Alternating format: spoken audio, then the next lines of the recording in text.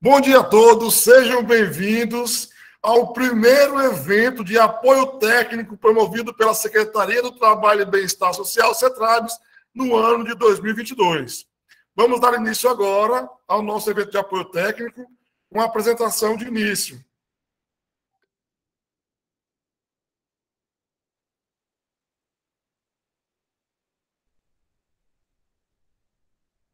Então, esse é o nosso evento de apoio técnico Pop Rua. Sejam bem-vindos.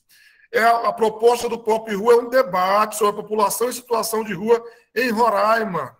Nossos agradecimentos vão para o governador Antônio Demário, para a secretária nacional de Assistência Social Maria Evelônia dos Santos Araújo Barbosa, para a secretária de Estado de Trabalho e Bem-Estar Social Tânia Soares de Souza e para o mestre em Psicologia Itamar Souza de Lima Júnior.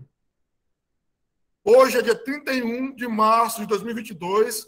Nosso evento está iniciando agora. Vai iniciar às 8h30 com a palestra do Itamar de Souza Lima Júnior, com o tema História, Perfis, Diversidade da População em Situação de Rua. Às 9h15, nós acompanharemos a palestra da Rose Souza Silva, com a participação da Júlia Camporês, da OIM. O tema da palestra é Desafios para garantir direitos socioassistenciais das pessoas em situação de rua. E faremos uma pausa de 15 minutos e às 10h15 acompanharemos a palestra da Bárbara César Cavalcante, com a participação da Bárbara Cravos, da Secretaria Nacional de Assistência Social. O tema Centro Pop. E às 11 horas, a palestra da Gardênia Vieira com o tema Política e Tipificação. A frequência será liberada para preenchimento a partir depois do intervalo, tá bom? E a frequência vai ser aferida por meio de um formulário do Google. Manual de boas práticas. Se vocês quiserem falar, mantenha sempre o microfone desligado. Quiser falar alguma coisa, levante a mãozinha aí que tem na tela de vocês. E, se possível, usar fone de ouvidos, que a experiência é bem melhor na hora das palestras. Muito obrigado a todos. E assim nós convidamos agora, para dar início ao nosso evento, o senhor Itamar. Itamar, está por aí? Olá, bom dia a todas, todos e todes. Estou sim, Hermes. Vamos que vamos. Eu devo estar aparecendo aí 2 vezes no monitor, é porque eu deixo aqui uma para o computador, para eu poder ver uma panorâmica melhor, e uso aqui o celular porque tem uma câmera um pouco melhor. Mas me deixa saber, ó, tem alguém com a mão levantada, não sei se a pessoa quer falar ainda. Tem alguém com a mão levantada, não sei se alguém quer fazer algum comentário agora, por hora. A, a outra coisa é que eu sei que o evento é híbrido, né? Mas aqui de onde eu tô, eu só consigo ver as pessoas que estão online, né? Será que não tem como essa câmera virar um pouco aí para eu conseguir ver o pessoal online? É o pessoal que está no presencial? Eu vou falar com o pessoal da técnica agora para virar a câmera lá. Ótimo. Então, mas como eu ia falando, né? Bom dia para todo mundo, né? Eu me chamo Itamar Souza, eu sou educador social e também sou psicólogo, mestre em psicologia pela Universidade Católica de Pernambuco. Sou militante do Movimento Nacional de Meninos e Meninas de Rua, daqui de Pernambuco também. Sou representante do Conselho Regional de Psicologia em pautas voltadas para direitos humanos e assistência social. E atualmente eu estou atuando profissionalmente junto a algumas instituições, né?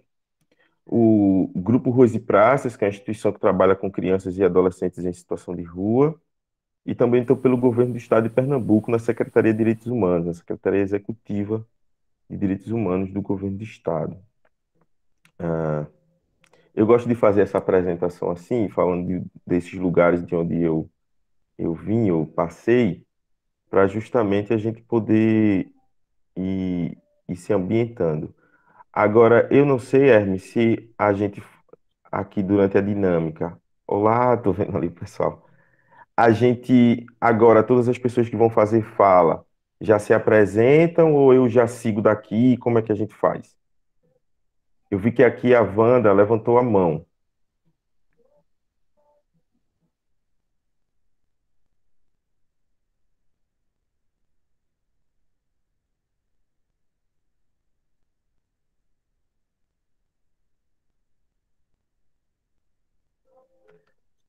Estou vendo aqui as trabalhadoras e trabalhadores.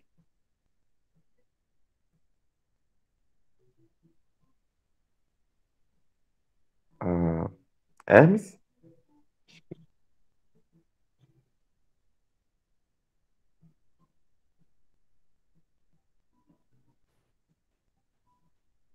Pode prosseguir. Ela levantou a mão ali, mas já dando só um aceno para você, ok? Eu botei a câmera do celular para poder projetar, aí eu voltei para a câmera fixa, ok?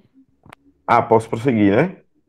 Então a gente vai Sim. seguindo assim. Se alguém quiser falar no final, aí alguém vai mediar para que Hermes vai fazer isso, né? Mas então, mas a câmera vai ficar voltada para a tela lá ou vai ficar voltada para o pessoal? Porque aí eu não consigo ver o pessoal que está no ao vivo, né? No, na plenária lá, na sala. Se tivesse como virar, porque aí eu estou vendo uma aqui, a da Unieventos, que é a sua, é, aparece uma tela com a tela que eu estou vendo aqui no computador. Eu fui lá pedir para virar e você me chamou. Vou lá falar com eles da técnica. Já eu volto. Ah, tá bom. Sem estresse, faz parte desse momento mesmo de adaptação que a gente vem passando mesmo, assim, de fazer a coisa online também, presencial, a gente está voltando, né? Não sei como é que tá a situação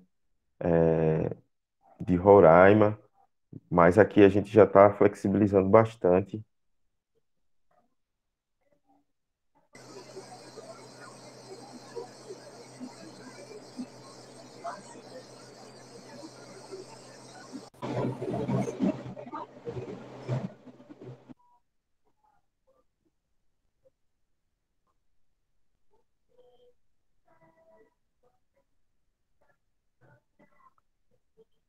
Acho que tem alguém gravando a câmera,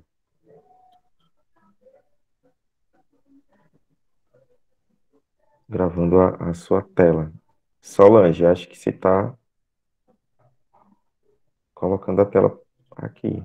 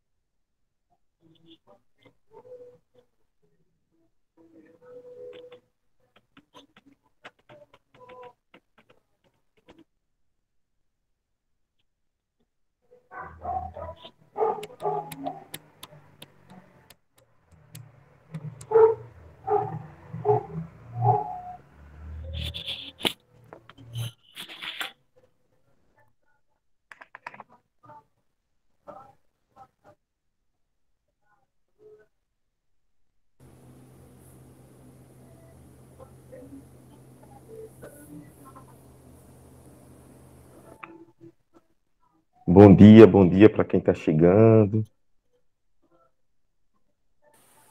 A gente está fazendo aqui uns ajustes técnicos. Opa, bom dia. Bom dia.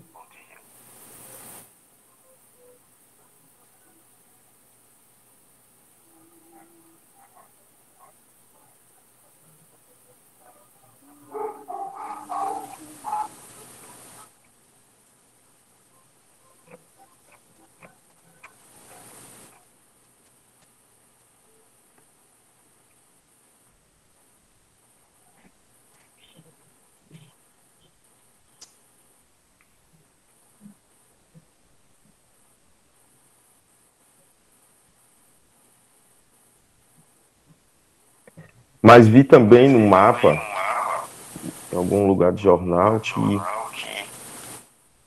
o, os casos de Covid em Roraima também estão bem baixos, né?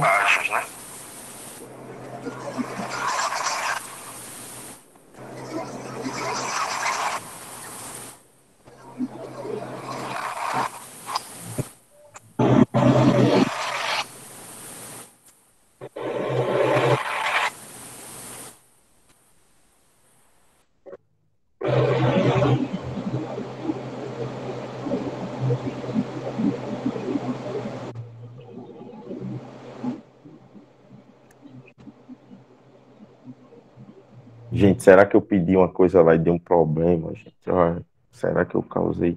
Não era a minha intenção, gente, eu juro. A ideia não era atrasar.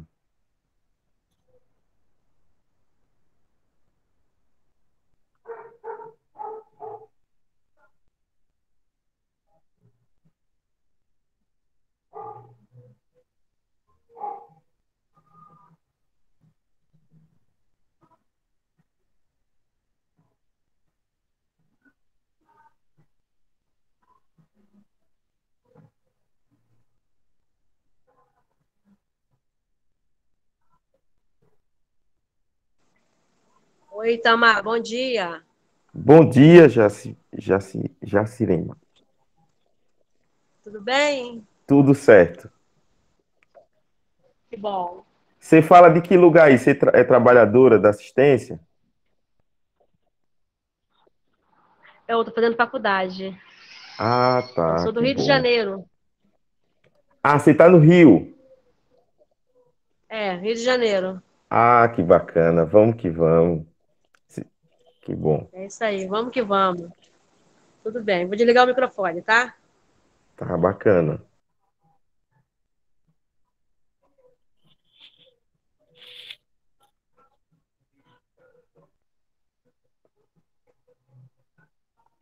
Recentemente, uma amiga minha do Rio de Janeiro, a Márcia Gato, publicou um livro, né? Que é Os Indesejáveis. A Márcia Gato, ela é da. Eu não sei se ela é da UFRJ ou se ela é da UERJ.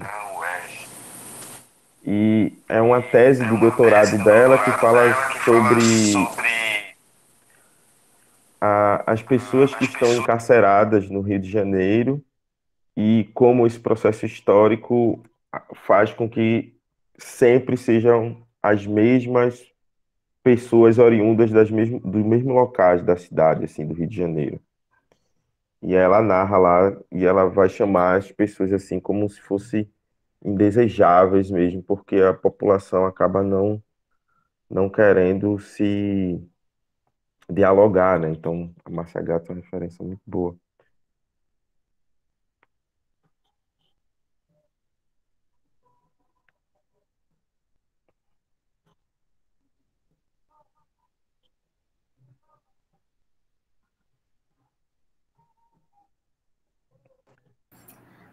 Itamar, bom dia. Aqui é Bom Bárbara, dia. da Secretaria Nacional de Assistência Social. Eu acho que o seu tempo está correndo. Por que você não já começa a sua apresentação para não perder mais tempo, assim, para a gente não atrasar tanto o evento? Sim, eu estava só querendo ver aqui com Hermes, né? Se Mas estão instalando posso. a segunda câmera, ela não está pronta ainda, porque quando me perguntaram se queriam duas, eu disse, não precisa não, coloca só uma. Então agora já estão instalando. Já entrou aqui, essa tela preta que você está vendo, escrito ER, é a câmera que vai mostrar, pessoal, eles estão só instalando lá, já está funcionando. Quando você estiver desenvolvendo, eles vão aparecer para você. Tá bom? Aí me Bacana. Então, perdoe por eu não ter pedido essa segunda antes, porque eu achei que talvez não fosse interessante. Mas já ela entra aí na conversa. bacana, bacana. É porque, de fato, eu tinha Obrigado. pensado que ia conseguir ver o pessoal na sala e tal. Achava Mas que. já eles chegam por aqui. Muito É, obrigado, desculpa qualquer coisa. Oxente, vamos embora. Olha, a Bárbara falava justamente sobre isso, para a gente já iniciando essa fala. É, esse meu questionamento primeiro, acho que tem a ver com uma coisa que já rebate diretamente na população em situação de rua, né? Eu não sei se lá na sala tem alguém em situação de rua, porque eu sei da dificuldade que as pessoas em situação de rua têm em acessar esses meios de comunicação via conferência, né? Então, esse era um pouco também do meu cuidado, porque a gente tem essa forma de expor alguns conteúdos, né? É, fazer a troca das nossas experiências, o debate, mas é um lugar onde a população em situação de rua ela não é meio que não é convidada a estar, né? Não estou dizendo uma coisa específica de nenhum município ou estado, mas no geral, até por causa da falta de acesso, né? Acessibilidade é muito difícil.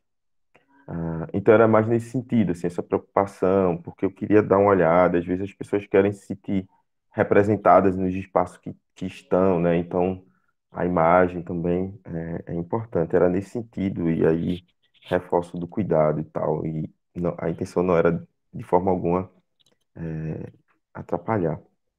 Ah, bem, o que eu pensei de fala para a gente poder conversar hoje, nessa manhã, e aí pensando nesse processo histórico da população em situação de rua,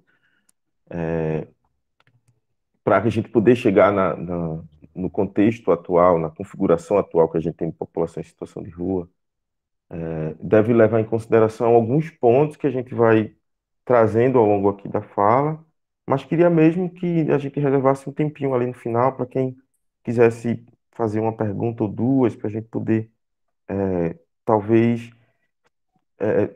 mostrar uma interação e tal, porque acho que acredito que é desse lugar que a população em situação de rua precisa. De a gente poder parar um pouco essa rotina frenética que a gente está vivendo, essa coisa toda de informação o tempo todo. A população em situação de rua precisa de um momento de vamos parar, escutar e conversar, tirar dúvidas, orientar, coisas do tipo. Quando eu falo desse processo histórico da população em situação de rua, a gente tem que levar em consideração alguns assuntos que, estranhamente, né, ainda estão em voga, mas que tem um tempo aí para trás muito longo, né? Um desses principais tem a ver com o extermínio da população negra e da população indígena no nosso país. E aí, sempre que eu faço uma fala nesse sentido, eu convido as pessoas a acessarem os documentos, a irem atrás das informações que estão sendo faladas e tal. Então, o Brasil foi o último país das Américas a abolir oficialmente o processo de escravização, de forma oficial, né? A gente sabe lá em 1888 tem a assinatura lá da Lei Áurea, que vem com um monte de simbolismo ali, não cabe a gente falar agora sobre isso. Mas e o que acontece? Nesse período em que o Brasil fez esse comércio ilegal de pessoas trazidas de África, foram trazidas cerca de 4 milhões de pessoas de um outro território para cá, né? Para uma outra língua, para uma outra cultura, para uma outra religião, para um outro sistema de mercantil, né? Tudo muito, muito, muito diferente. E aí as pessoas negras, naquela época, elas vinham, mas não vinham como sendo uma questão que até Roraima vem passando, a questão da pessoa imigrante, por exemplo. Não vinha nessa perspectiva, ela vinha na condição de não ser gente, né? Então a gente tem de uma hora para outra, a população negra no Brasil cresce dentro das senzalas em números exorbitantes, né? E nesses quase 4 séculos de pessoas trazidas de África, as pessoas, claro, começaram a viver aqui, ter filhos, e algumas pessoas eram libertas, enfim, tinham alguns relacionamentos, daí a população também vai crescendo, e aí passam a ser escravizadas também as crianças dessas famílias, né? esse processo ele é muito cruel, por quê? Porque depois que, por várias lutas abolicionistas, de tentar eliminar de fato a escravização, a gente chega lá em 88, 1888, e aí tem a libertação das pessoas escravizadas. Até aí tudo bem, é um fato histórico que quase todo mundo tem até certa propriedade aqui no nosso país de saber como funciona. Mas aí tem uma outra coisa. Em 1890 é criado o segundo Código Penal brasileiro.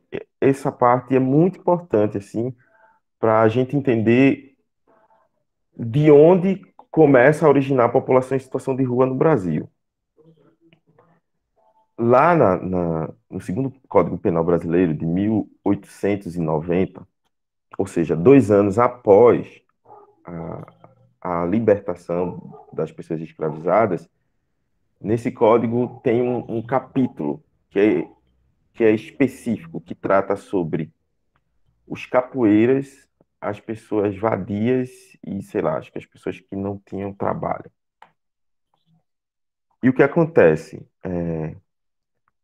Quem eram as pessoas, né, que estavam sem trabalho, sem moradia e que praticavam capoeira nas cidades?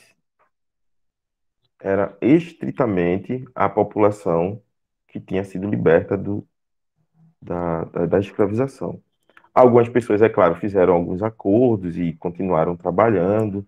É claro que o sistema também, para que uma lei ela se torne de fato efetiva, ela passa tempo, né? Então, não é com o decreto em si que a lei muda do dia para a noite, a coisa não muda.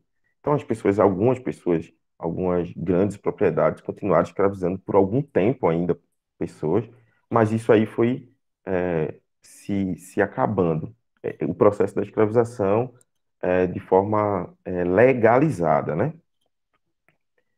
A minha questão é essa. Então, a partir de 1890, quando essas pessoas que tinham sido recém-libertas começam a estar na rua para conseguir um trabalho, para pedir um dinheiro, elas eram reprimidas pelas forças do Estado. E aí é quando a gente começa a criar grandes cadeias no nosso país.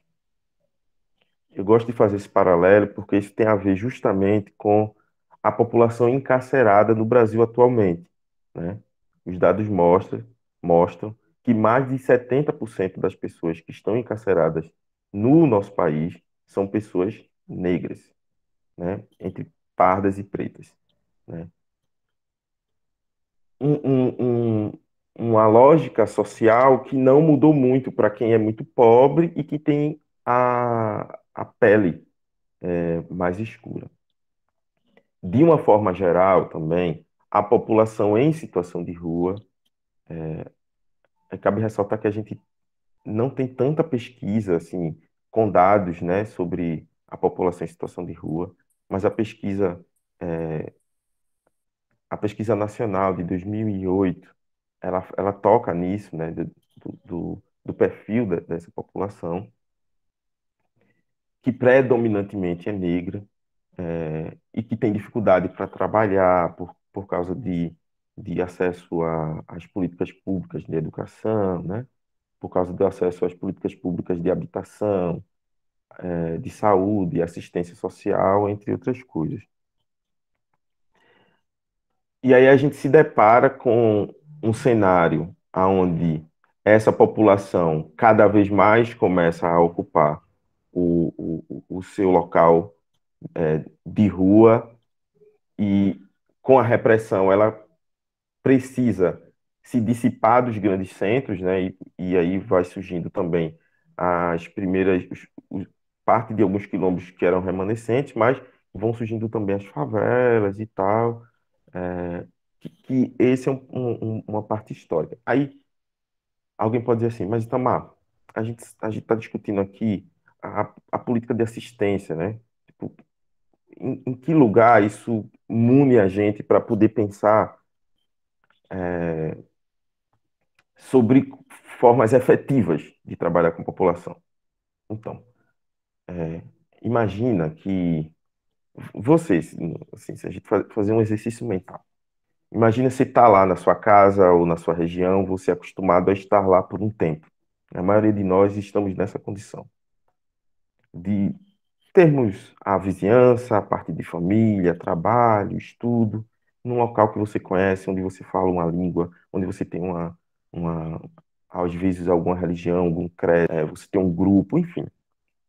E do nada você sai dali e é levado para um outro país onde você vai ser escravizado, assim, clausurado. E lá você perde tudo, inclusive a capacidade de ser chamado de pessoa humana. Então imagina o que isso na população que vem passando de geração para geração, que vem sentindo que a minha avó, a minha bisavó, a minha tataravó sentiu essa mácula na sua trajetória de vida, e isso acaba desembocando no processo da população negra que ainda é marginalizada no nosso país, e que é o contingente, que reforça o contingente da população em situação de rua. Dito isso, começo a falar sobre a gente entender que as pessoas elas têm um processo histórico. Então é muito comum a pessoa chega num serviço, seja lá qual for, da assistência, da saúde, da educação, e ela vai acessar pela primeira vez, vamos supor. Se você não levar em consideração, se os serviços não levarem em consideração que essa pessoa ela tem uma história de vida, né, e ela está acessando política pública porque ela é, primeiro que é um direito, mas segundo porque é uma necessidade dela também, se a gente nivelar isso, pode ser que a gente não consiga alcançar a transformação mínima que a gente está pensando, né? Porque, veja, nós estamos em pleno século XXI, né? As tecnologias estão a todo vapor. E como é e por que ainda existem pessoas em situação de rua no nosso país, que a gente sabe é um país superavitário, ou seja, tem recurso em abundância, né? Tem várias unidades federativas, né? Os estados com várias estruturas. A gente sabe que em alguns locais com um pouco mais de dificuldade do que em outros locais. Mas o que é que justifica, de fato, existirem pessoas em situação de rua? E o que é que justifica as pessoas em situação de rua, em sua grande maioria, ali, muito mais de 98%, serem pessoas pobres ou extremamente pobres? O que justifica isso? Porque uma parcela da população que tem acesso à educação, saúde, trabalho e renda, ela muito dificilmente chega nessa situação de rua, porque ela tem uma rede de apoio muito maior e ela tem uma estrutura que, inclusive, chega junto da perspectiva do Estado, porque consegue acessar bons serviços públicos e, na hora que precisa acessar o serviço público do Estado, consegue acessar ele com excelência. Eu vou dar um exemplo de um serviço público do Estado que é um serviço de excelência.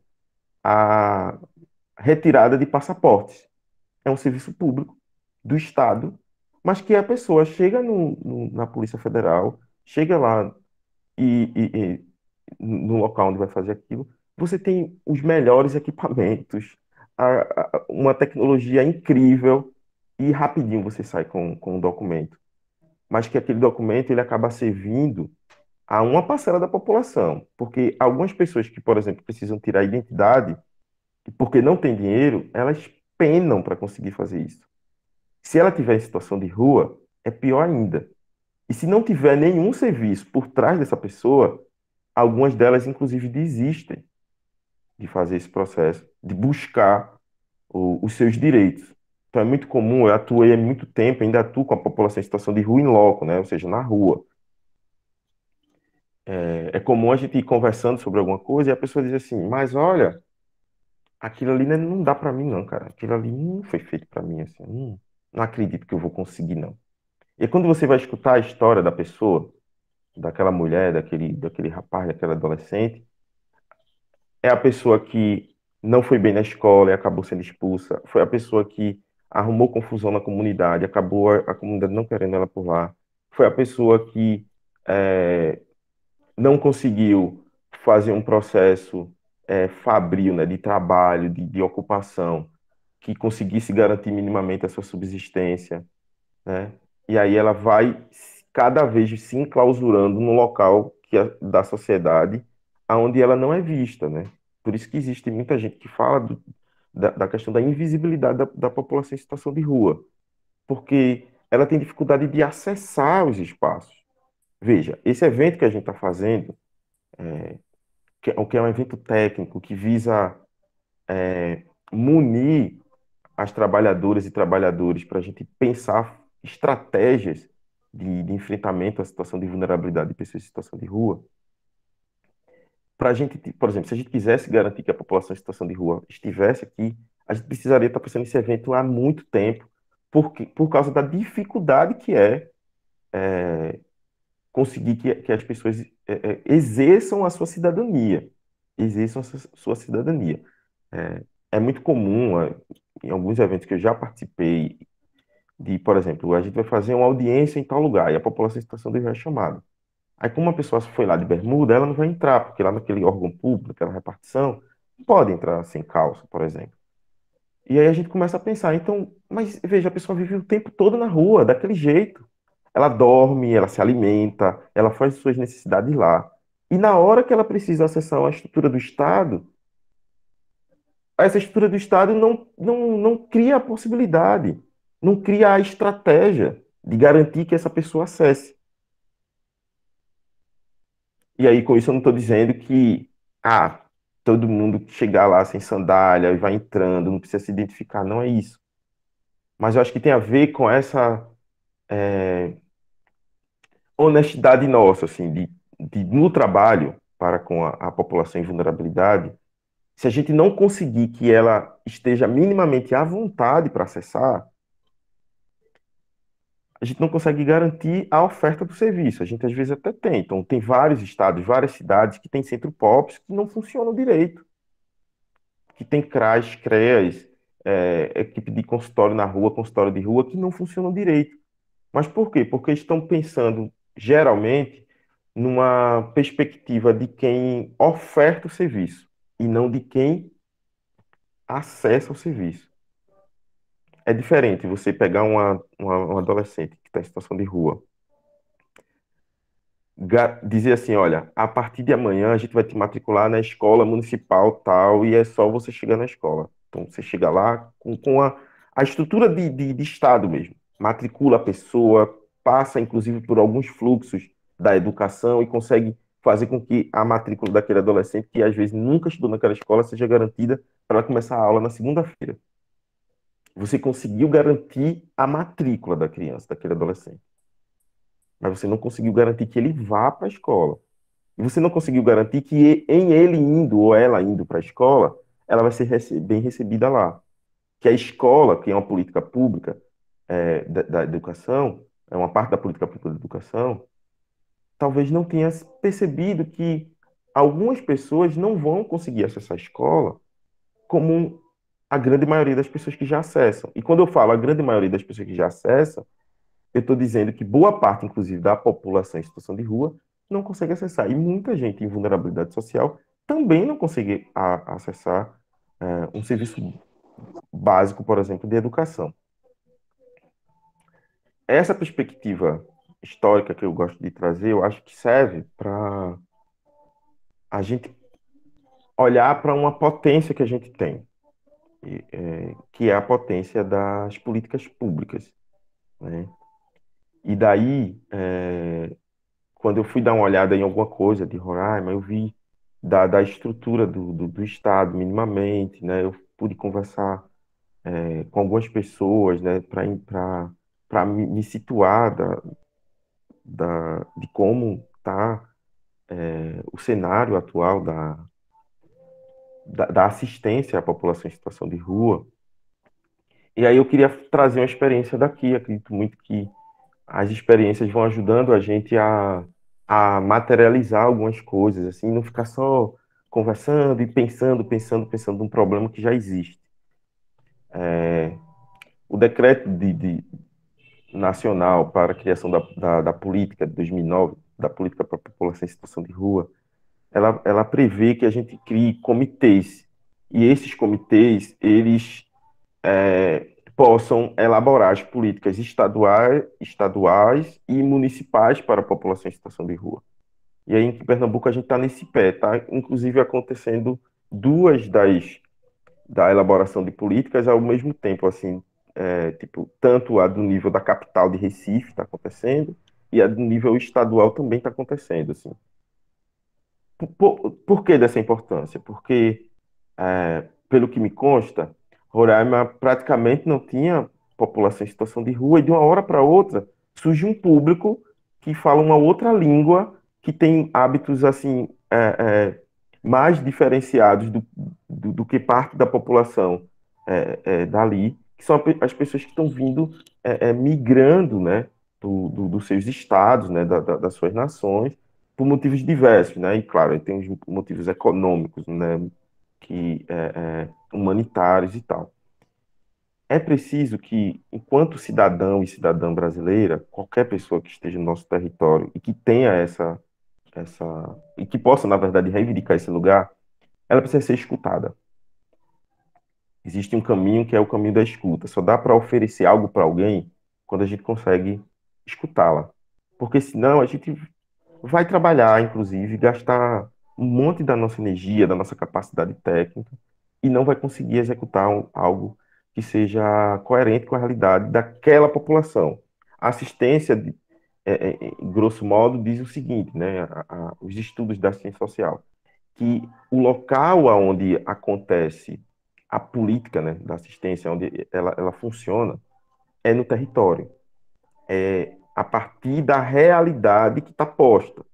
E daí eu preciso criar espaços de conselhos, né? Então, conselho, criar, quando eu digo criar, não, na verdade, fortalecer, né? Espaço de conselho municipal de assistência, conselho estadual de assistência, conselho de direitos humanos. Por quê?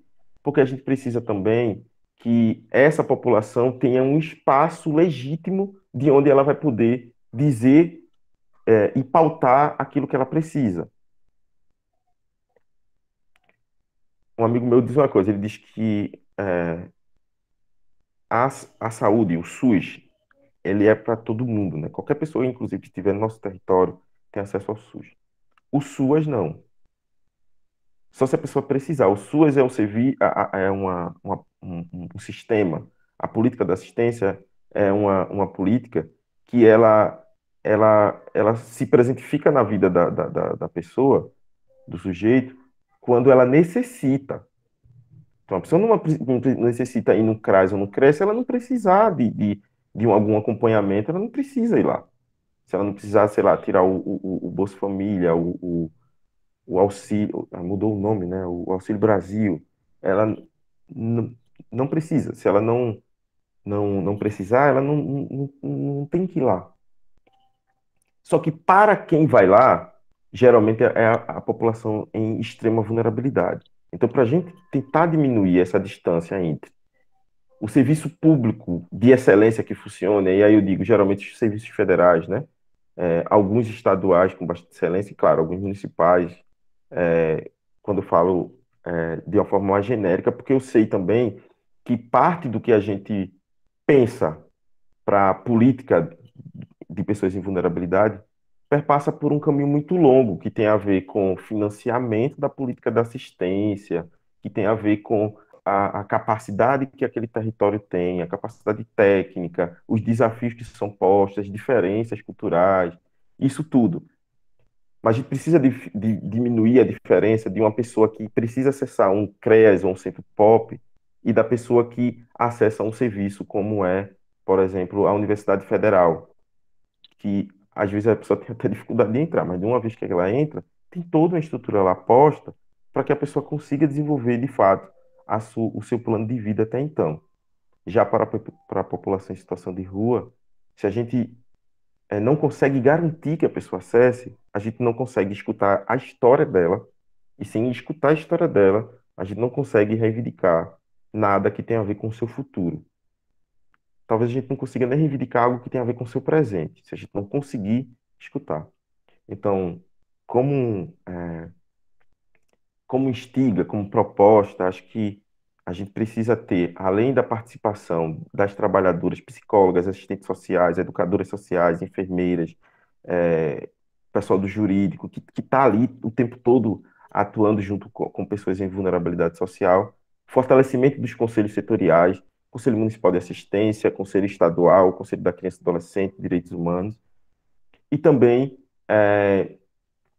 dessa criação, assim, uma coisa mais de encaminhamentos, né, uma coisa mais encaminhativa, de sair para pensar como é que eu faço o comitê estadual, como é que eu faço um comitê municipal, para conseguir trazer o que está lá pensado na política nacional e trazer para junto da realidade, assim, do município, do estado, para ir conversando e dialogando, porque a gente vai ali, inclusive, encontrando algumas coisas, algumas potências, coisas que já estão acontecendo, mas que sem a chamada das pessoas que são interessadas ou que estão discutindo sobre aquilo de forma técnica, tendo vistas para produzir uma legislação, um encaminhamento que vai poder perdurar além da nossa geração, assim, e eu acho que isso é muito bacana dizer, a política de assistência ela é recente, e o que a gente está fazendo para a população em situação de rua geralmente é novo. Não tem muita gente fazendo há muitos anos aqui no Brasil isso. Então, o que a gente está fazendo, vocês que são trabalhadores e trabalhadoras, as pessoas que estão aqui hoje, são as pessoas que estão fazendo a política acontecer. São as pessoas que estão pensando e que devem pensar de que forma teórico-prática a gente vai fazer um trabalho efetivo e de qualidade para a população em situação de rua. Ah, então, eu acho que meu horário já passou aqui uns 2 minutinhos, mas era parte do recado, era esse mesmo, Hermes. Tudo certo?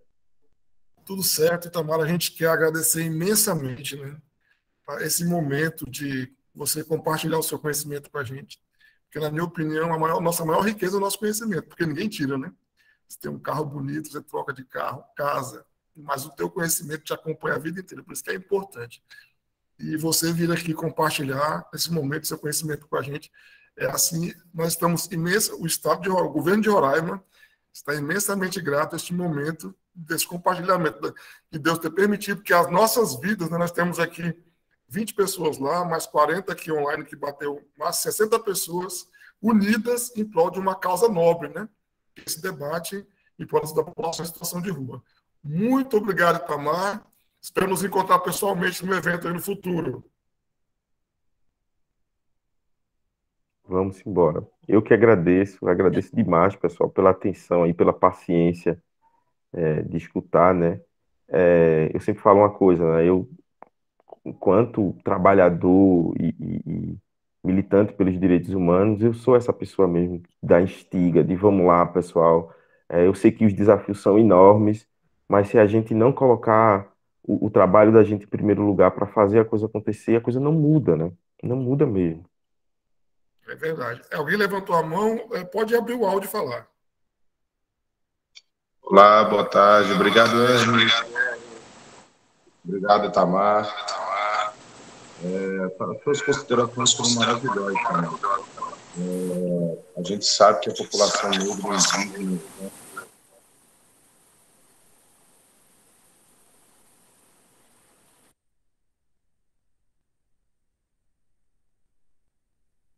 Lucas, Lucas, abre o microfone, que eu fui desabilitar o outro microfone estava aberto e acabei, acho que desabilitando o seu. Beleza. Bom dia novamente, né? Obrigado aí, Hermes. Obrigado, Itamar. Adorei a consideração que você fez aí agora, né, falando sobre a população negra, né? Realmente, a gente vai passando a viver uma vida um pouco cega, né? Esquecendo dos fatos, né? Que trouxe hoje as nossas populações de rua, né? A obrigatoriedade da burguesia em excluir pessoas também, né? Isso influencia bastante. Mas uma coisa é assim, a minha preocupação enquanto políticas públicas, né? A gente sabe da vulnerabilidade das pessoas e a política pública, pelo que eu observo, ela trabalha simplesmente nos grandes centros, né? As pequenas localidades com 10 mil habitantes, 5 mil habitantes ou 20 mil habitantes possuem uma pequena população de rua, né? Ou pessoas em situação de mendicância. E isso me preocupa, porque as políticas públicas parece que elas simplesmente só focam em grandes centros, né? E esses recursos, né, ou alguns programas ficam bloqueados para esses pequenos municípios.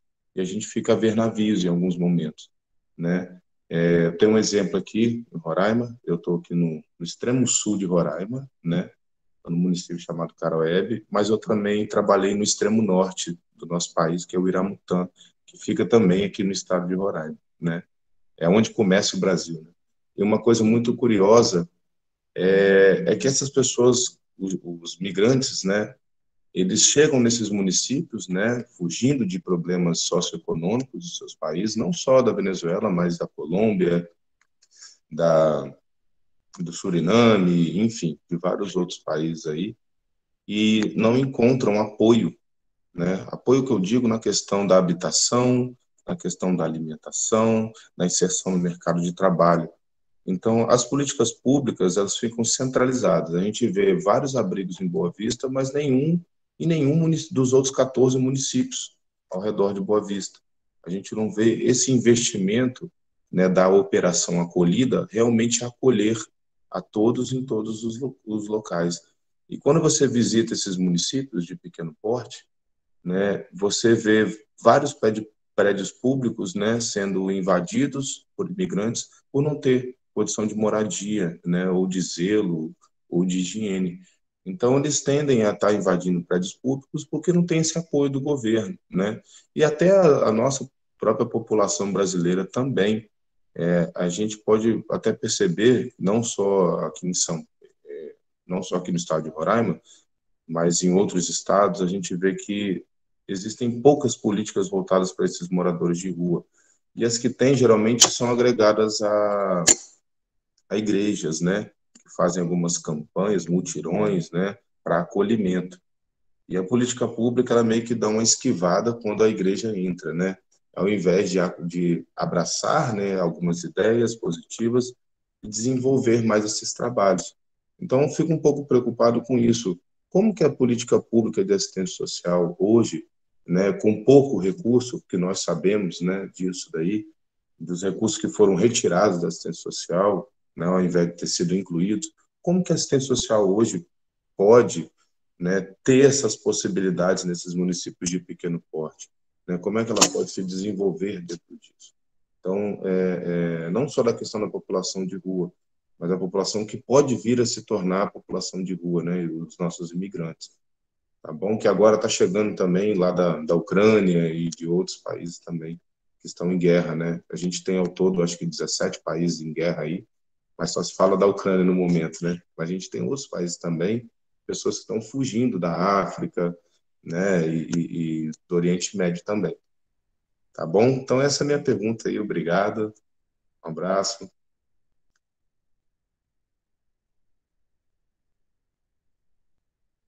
Valeu, Lucas. Hermes, dá tempo de comentar aqui? Um comentário sucinto, a gente...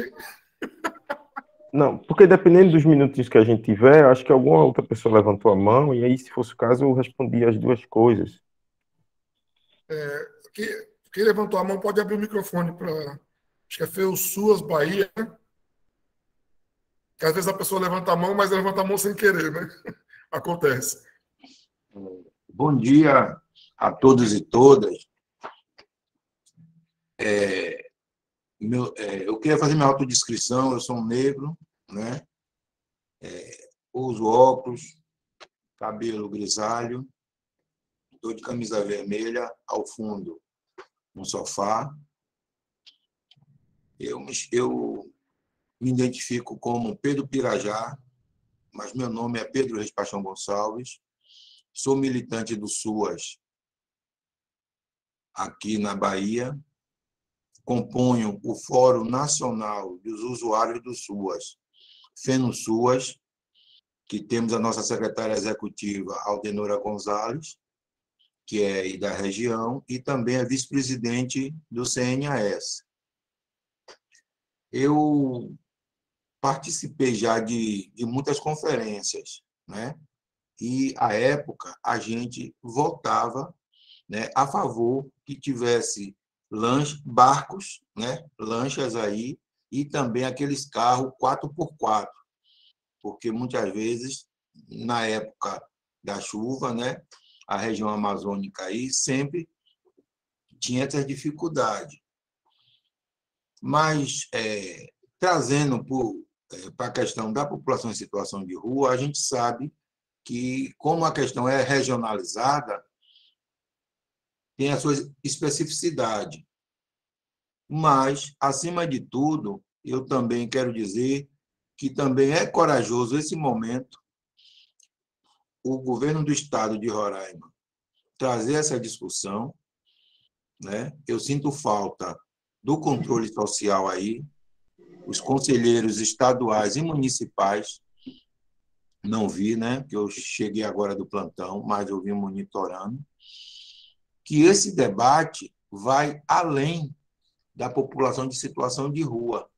Por quê? Porque são trabalhadores e trabalhadoras, né? Em algum momento perderam, né, seus empregos, então não está podendo vender sua força de trabalho, e aqueles que conseguem precariamente, a gente sabe que, no caso aqui da Bahia, tem o Uber, né?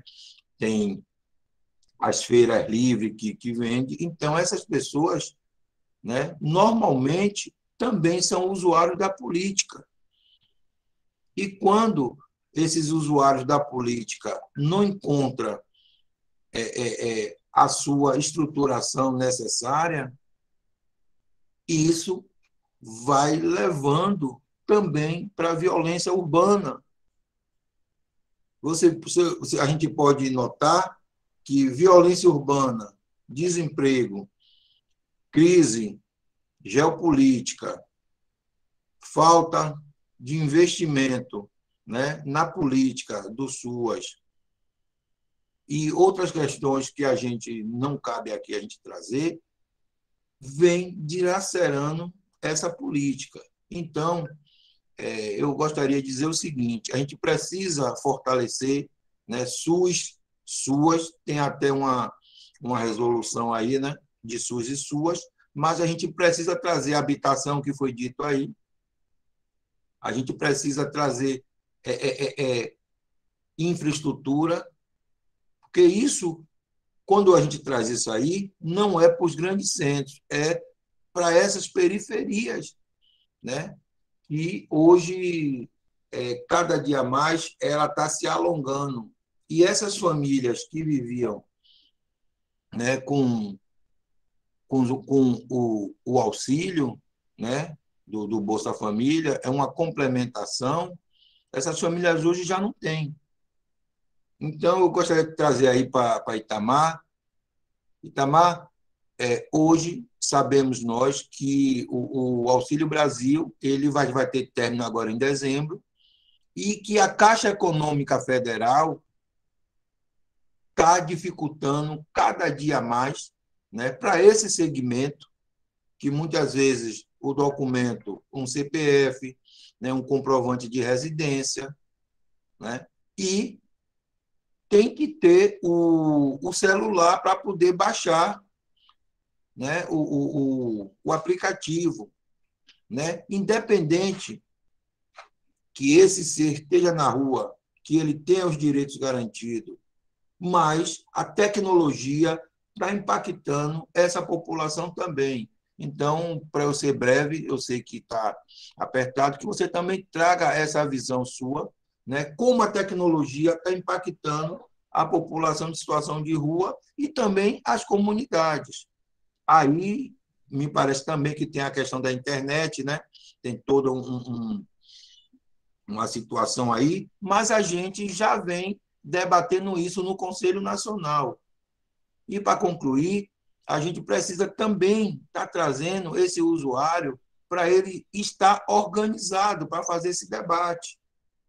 Senão, o que a gente vê é que o governo federal desestabilizou a política, né? Esse Auxílio Brasil, que era para vir pelos CRAs, né, pelos CREAs, Centro Pop, pelas secretarias municipais para organizar, tirou, entregou diretamente, né, a área financeira, financiarizou isso via Caixa Econômica e os agentes operadores dessa política não pôde operar. Então, criou esse grande imbróglio e cada dia mais a gente vê avolumar famílias inteiras na rua, aí e aqui também, em todo o Brasil. Tá bom? Muito obrigado, Hermes, pela oportunidade. Muito obrigado pela sua participação. Itamar? Gente, vou ser sucinto mesmo, né? Eu peguei aqui o que Lucas e Pedro trouxe. Eu acho que ajuda a gente a pensar um pouco melhor a, a necessidade da discussão sobre as temáticas, né? Acho que o Lucas fala dessa questão de isso é muito comum, acho que em todo local do Brasil, né? Acho que talvez a Bárbara, que tenha talvez um conhecimento um pouco mais a nível nacional, possa trazer isso para a gente, mas geralmente as capitais são mais estruturadas de serviços como um todo, e aí, na medida que vai interiorizando, né, o acesso aos serviços, todos vão tendo mais dificuldades. Além de querer fazer uma provocação, que eu acho que é importante, que aí eu acho que pega um pouco do que Pedro fala, que é o seguinte: quanto custa garantir os direitos daquela população? Quanto custa? A gente não sabe. Se alguém disser aqui que sabe, provavelmente deve estar enganado, porque para a gente saber, a gente precisa de pesquisa. A gente precisa saber, primeiro, quantas pessoas de fato existem em situação de rua, em situação de vulnerabilidade, pessoas sem teto também, pessoas que estão sem segurança alimentar, pessoas que não estão acessando escola. A gente precisa de pesquisa para poder quantificar quem são e para poder depois traçar políticas públicas que possam ir direto à razão do problema. Porque uma coisa que eu tenho aprendido é que sem orçamento não se faz política. Se não tem orçamento público, a política não funciona. A pessoa pode até dizer que vai fazer, que acha legal, que é bonito e tal. Sem financiamento, não acontece. Primeira pergunta é essa: quanto custa? Então, acho que é uma tarefa para a gente, enquanto trabalhador, trabalhadora, quem está em gestão, quem é sociedade civil, pensar quanto custa garantir direitos. Sobre essa questão de que, às vezes, inclusive, diante da própria política de assistência, porque aquele município é de pequeno porte, ele nem necessariamente precisa daquele serviço, por exemplo, um centro pop. Mas ele tem um CRAS. O CRAS vai ter que dar conta na sua estratégia. O CREAS pode e deve dar conta na sua estratégia. Então, PAIF, PAEF precisam existir para a gente entrar dentro das comunidades, saber como é que estão as famílias. No que se refere às outras políticas, que foi uma coisa que foi trazida aqui, é bem por aí. A criação de um grupo de trabalho, de um comitê que discute a política da população em situação de rua a nível estadual e nos níveis municipais, o que é que ela faz? Ela trabalha uma coisa que é muito cara para assistência, que é a intersetorialidade. Eu preciso trazer educação, saúde, trabalho e renda, meio ambiente, para discutir população em situação de rua, porque cada um e cada uma dessas pastas, elas vão ter o seu lugar nessa fatia aí. E, inclusive, quando você vai somando, às vezes, um orçamento que tem na saúde, com um orçamento que a gente tem na habitação, a gente vai conseguindo chegar num local comum que cria-se estratégia para a população, em situação de rua como um todo. Eu acho que é basicamente isso, né? Sobre a tecnologia, Pedro, acredito que se a gente consegue estabelecer os serviços de forma bem estruturadas, a gente consegue garantir também que a população participe, porque aí, minimamente, ela pode chegar no serviço e ter acesso como a gente tem feito, pelo menos aqui em Recife, quando a gente tem reunião com a população em situação de rua, entra um monte de gente. Mas aí, todo mundo tem celular? Não, mas aí uma ou duas pessoas têm, ou está na estrutura do serviço, com internet, né, com computador, e aquilo acontece. Então, parte dessa estratégia, acho que o Pedro fala da sociedade civil poder participar, não só é importante, como também é estratégico. E eu acho que a gente já tem capacidade técnica suficiente, assim, muita gente formada, muita gente que estudou, muita gente que tem experiência prática no trabalho com pessoas em vulnerabilidade, para poder transformar aquelas situações. Porque senão, do contrário, a gente que é trabalhador, trabalhadora, que estuda, enfim, a gente trabalha, e a efetividade vai se tornando cada vez mais longe daquilo que a gente acredita, porque não dá para fazer. Não dá para fazer porque a população vai aumentando, eu consigo articular saúde, mas não consigo articular educação. Então a gente precisa chamar todo mundo para fazer a discussão. Todo mundo tem que ser implicado e responsabilizado e responsabilizada pela política que executa, pela política que a pessoa trabalha, pela política também que a pessoa acessa. Então, é estratégico pensar que trabalhador, gestão e população, sociedade civil, precisa estar dialogando para ver quais são os caminhos e as possibilidades que a gente pode ter de forma mais concreta. Hermes, acho que é isso. Passamos aqui um minutinho do tempo. Tá ótimo. Muito obrigado, Itamar, mais uma vez. Nos encontramos aí nos eventos do SUAS. Vamos embora. Obrigado, pessoal. Um bom dia. Grande evento para a gente. Valeu, obrigado. Então, agora nós vamos